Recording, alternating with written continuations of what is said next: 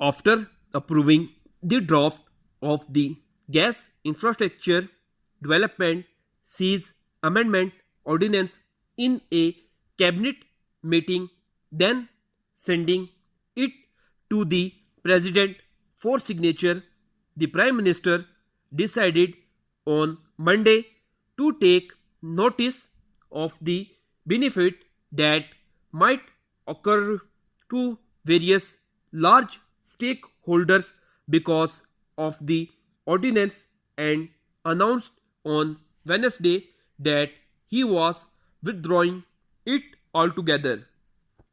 The whole matter now reverts back to the status quo with the GIDC law before the courts.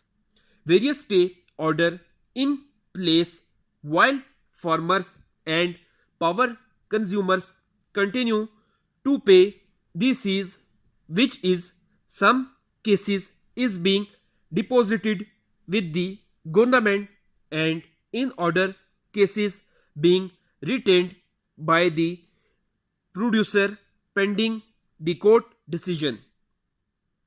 In short, we now have an even bigger mess on our hands because the government weakness has been exposed, and those contesting the seas in the courts have smelled blood.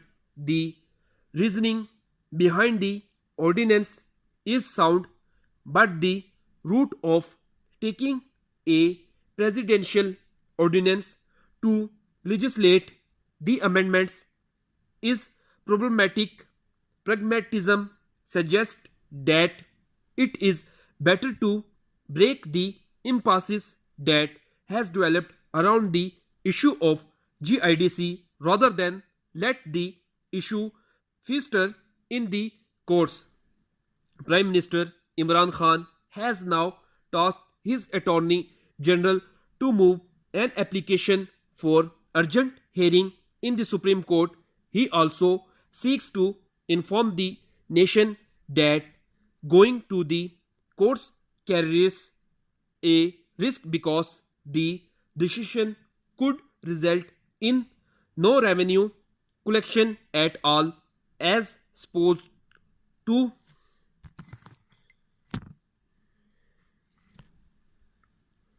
because the decision could result in no revenue collection at all, as opposed to the approximately rupees 220 billion the government would have collected under the deal it had offered to industry through the ordinance, or worse, it could result in the courts giving a verdict that these seas should never have been lived in the first place, and all funds collected under it must be returned. That could saddle the government with reimbursement obligations of almost 295 billion, according to the Mr. Khan on communication. The reminder of the risk involved in reverting to the status quo should not be directed at the nation, since the decision has been made by the Prime Minister and nobody else. The risk is his to bear, not that of the nation.